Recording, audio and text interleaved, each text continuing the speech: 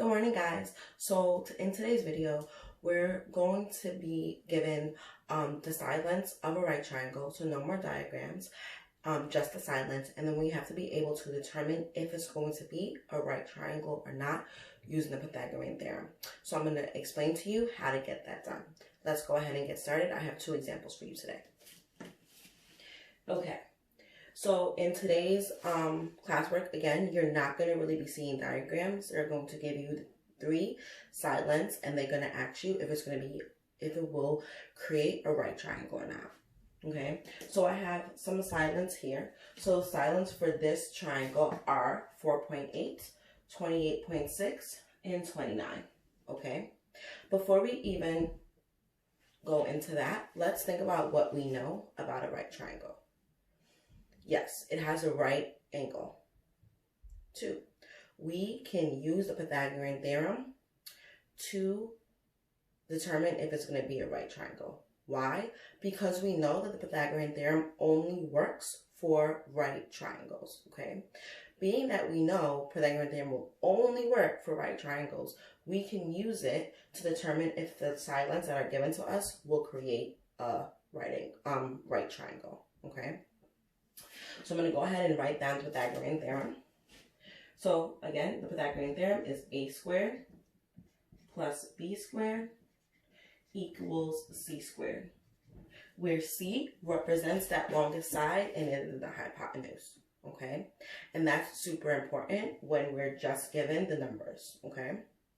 Being that c represents the hypotenuse and it is the longest side, when we are given our random three numbers, we have to first determine, well, what side is going to be the hypotenuse? What side is going to be the longest side of that triangle, okay? So, just like we did with our diagrams, step 1 is going to be determine the hypotenuse. Again, that is the longest side of the triangle.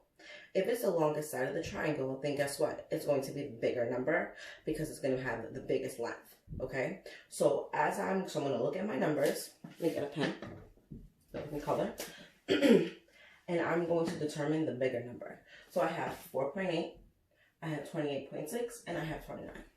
The biggest number that is given to me is 29. Okay, that is going to be my letter C because it's the biggest number. It's going to represent that longest side. So when I go ahead and substitute into my equation, I'm going to make sure that 29 represents letter C, which is the hypotenuse. So I'm going to go ahead and substitute now. As a reminder, as long as you know C, A, and B, it doesn't really matter the placement as long as C is in the correct place, okay? So I'm just going to put that as A and that as B.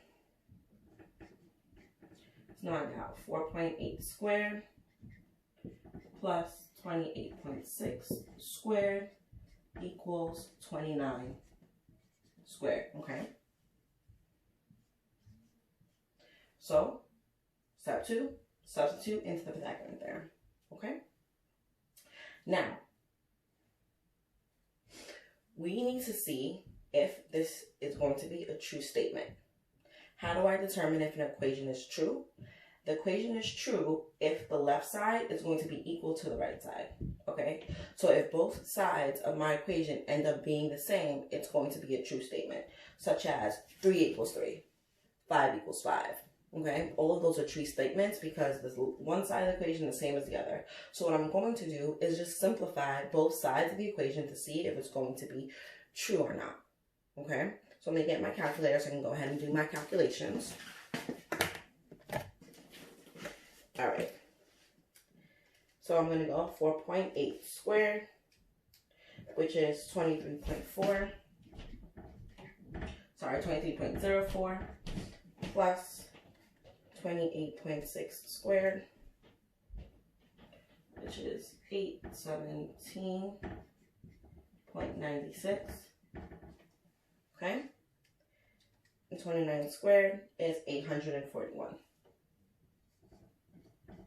Okay, now I'm going to go ahead and add these together.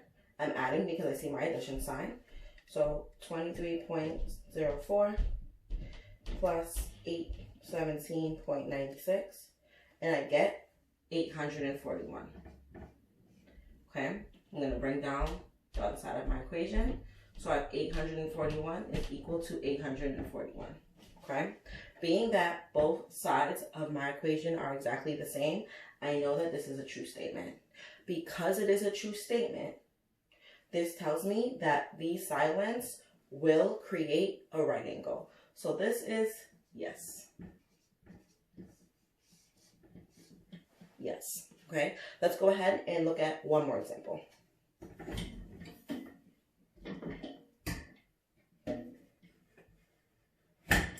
Okay, this one's a little bit different. So here are our side lengths. We have 6, the square root of 55, and 17. Okay, just looking at these numbers, 6, square root of 55, and 17, I can't determine which one is going to be my hypotenuse. Okay, so I'm just going to go ahead in my calculator and simplify that really quick to see what is the square root of 55 actually. So if I put the square root of 55 into the calculator, I get 7.416 blah, blah, blah, right? So this is actually 7.416. Okay, fine. Now that I'm looking at it, 7.41, 17. I've now found my bigger number. This is going to be my letter C. Why? Because 17 is the bigger number, and C represents the hypotenuse, which is the longest side of the triangle. Okay, let me go ahead and write down my Pythagorean Theorem. If you know me, you know I always write down the equations first and substitute next, no matter what. I always write down the original equation. Okay, a squared plus b squared equals c squared, which is the Pythagorean Theorem. Second step, so our first step, again, identify the largest number, which we did, and we're going to label that as letter C. Step 2, go ahead and substitute into the equation.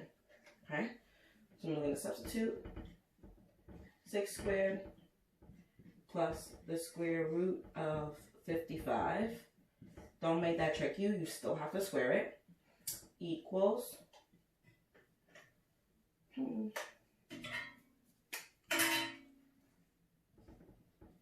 17 squared. Okay. Step 3, simplify. So 6 squared, which is 6 times 6, which is 36. If you need to check it in your calculator, go ahead. Double check my math. The square root of 55 squared.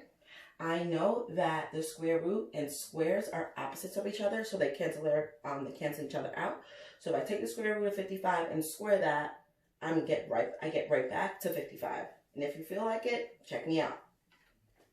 Double check my math. Okay. 17 squared, I do not know that off the top of my head, so let me go ahead. 17 squared is 289. Okay, now I'm going to add these two together. 36 plus 55 is equal to 91. And 91 equals 289. Okay, now, last step. Think about it. Is this a true statement? Is a 91 equal to 289? Are those the same number, right? We know if, just like we did in the last example, if the left side is equal to the right side, it's a true statement. So if you have the same number on both sides, it's true. Is 91 the same as 289? Nope, sure not. Sure, definitely not. Absolutely, positively not the same. Okay, so that means that these side lengths cannot create a right triangle. Why can it not create a right triangle? Because the Pythagorean theorem does not work here. And the Pythagorean theorem only works for right triangles, okay? Hopefully this was helpful. Bye, guys.